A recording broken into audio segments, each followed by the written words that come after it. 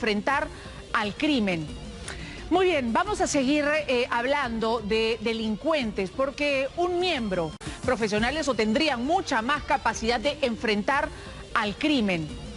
Muy bien, vamos a seguir hablando de delincuentes, porque un miembro del ejército peruano es acusado, nada menos que por la Policía Nacional, de ser un traficante de armas de guerra a bandas criminales relacionadas a dos de los delitos que más crecimiento tiene en nuestro país. Me refiero a la minería ilegal y también al narcotráfico. A este sujeto se le ha encontrado un fusil, pero atención, porque este fusil tiene una particularidad, que es de procedencia del ejército boliviano. ¿Cómo un fusil del ejército boliviano termina en manos de un miembro del ejército peruano? Bueno, esto hace suponer a la autoridad que este sujeto era parte de una red criminal internacional. Renzo Manrique ha juntado las piezas de esta historia y aquí va su reportaje.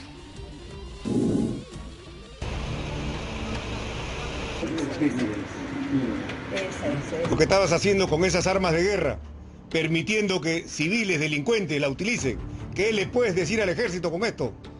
Yo te perdono, mi ¿Por qué motivo le hizo? Gato, foto de cada lugar antes de ponerlo acá, ¿ya? Sí, vamos a ver la forma de...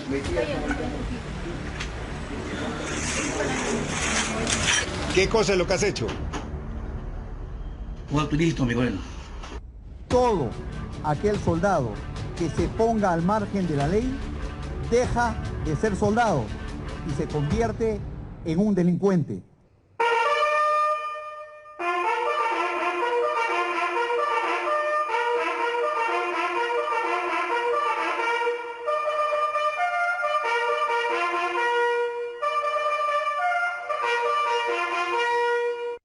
¿Cuántos legajos existen dentro del ejército peruano que gozan de grandes aplausos por una disciplina inquebrantable?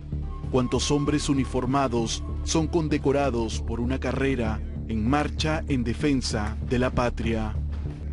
Son miles de historias que transcurren por quienes decidieron portar uno de los escudos más valerosos de las Fuerzas Armadas.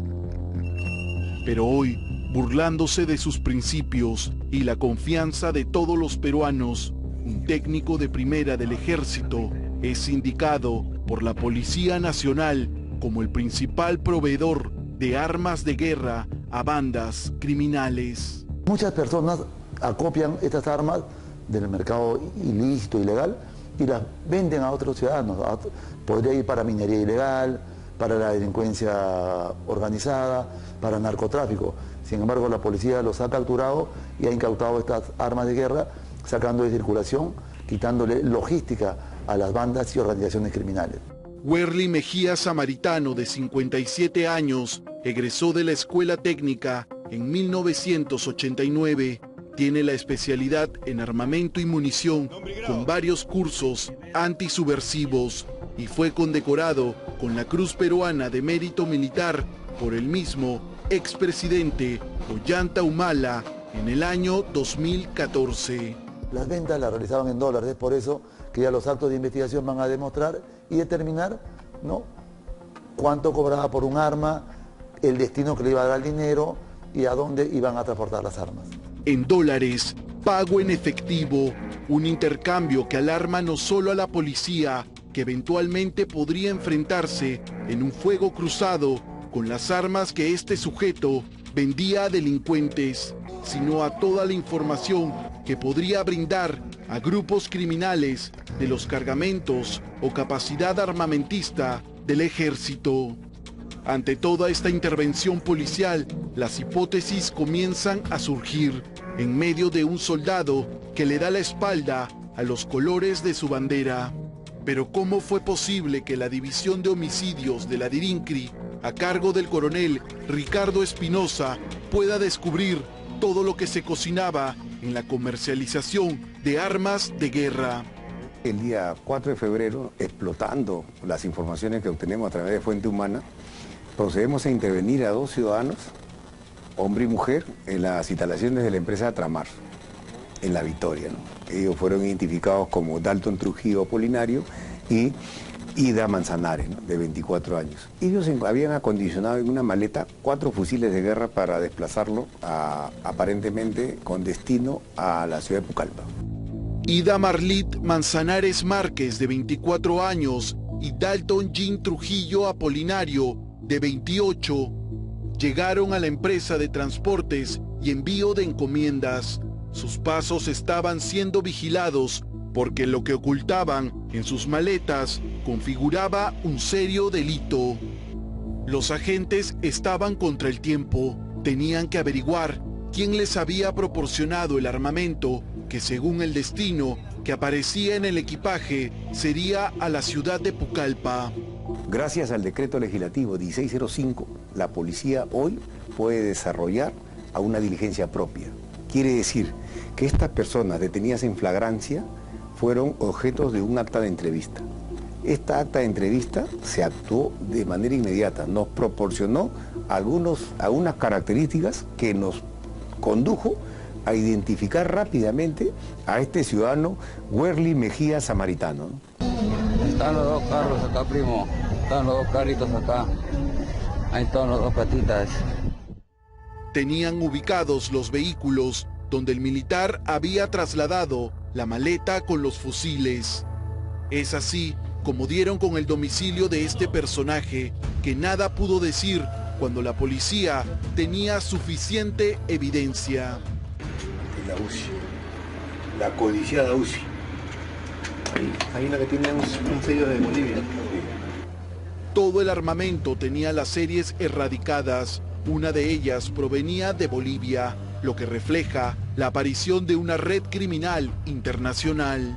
Los sorprendimos con 2 fusiles más, embalados, y un arma que se le denomina lanzagranadas. En la información previa, estos detenidos nos dijeron, le ha alcanzado un sobre con $6.000, que es la parte final del pago, porque la cantidad del pago inicial fue trasladado a unas cuentas. Eso está en investigación.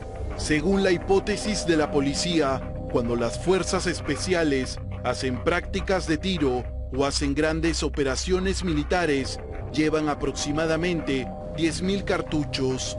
De esa cantidad no terminan de utilizar toda la munición, y es ahí cuando se aprovechan para sustraer las cantidades restantes.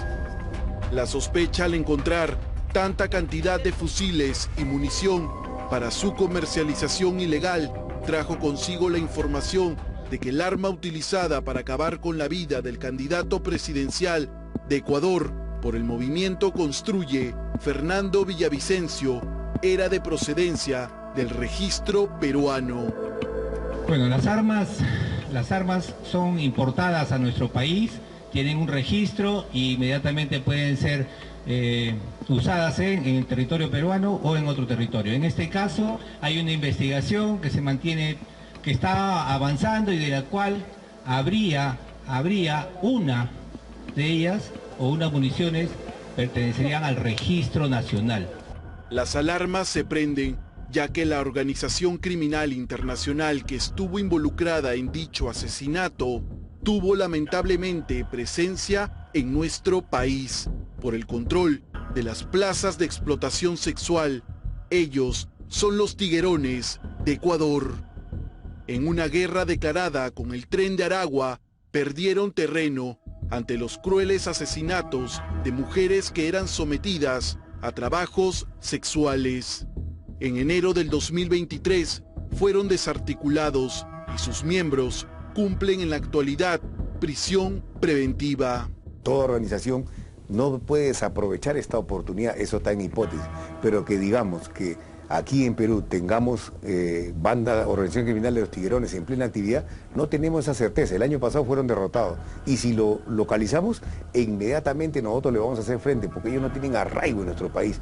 Mientras las investigaciones continúan su curso para poder esclarecer todos estos hechos, el técnico de primera del ejército, Werly Mejía, consiguió una defensa legal que manifestó lo siguiente. En la selva se contactan con 2 personas, tanto uno que le denominan pelado y otro que le denominan colombiano. Una persona, uno de ellos de tez blanca, alto, con los dejos respectivos, y se conocieron en una reunión, por decirlo así, social, pero sabían de sus actividades que él realizaba, que se dedicaba a dar mantenimiento a las armas en el ejército peruano, en su cuartel correspondiente. Entonces, y en unas de esas conversaciones que van y vienen, le piden a él que le den, si es que le podía dar mantenimiento a unas armas, ¿no? Y le ofertan una cantidad de dinero que él, por necesidad, lo acepta. Dos personajes cruciales en esta historia, ya que serían los nexos con toda una red criminal internacional que supuestamente pagaban $500 por cada fusil. La pregunta es cómo se considera el miembro del ejército con todas las imputaciones en su contra. Él asume esa responsabilidad del evento, de que él en su condición de funcionario público, miembro del ejército, no debió de acceder a ese requerimiento. Muy por el contrario, debió dar cuenta a la policía de las pretensiones de estas personas. La ruta que deberán seguir las autoridades policiales y del Ministerio Público es quien podría arriesgar a traer armamento de guerra desde la selva a nuestra capital para un mantenimiento y que puedan ser descubiertos. El delito que debe ser determinante es el de tráfico ilícito de armas y su comercialización. Una preocupación latente desde el Ministerio de Defensa, que expresa su rechazo contra estos malos elementos. Contra ellos aplicaremos todo el peso de la ley. No vamos a permitir que malos elementos manchen el uniforme de Bolognesi. Se dispuso así todas las facilidades para que la verdad sea una sola y reconocer la existencia de otros posibles implicados. Por su parte, el ejército mantiene claras sus políticas contra los que resulten culpables y aseguran responsabilizar disciplinariamente por las pérdidas y deterioros por acción o negligencia en la ejecución de medidas de seguridad de su armamento y municiones. Bueno, y lo que nosotros esperamos es que haya una sanción ejemplar contra este sujeto que tenía que servir a su país, que tenía que servir al ejército peruano con honor y gloria, e hizo todo lo contrario, pisoteó la bandera del Perú y pisoteó, por supuesto, los principios que debían regir su vida. Una vergüenza para nuestro país.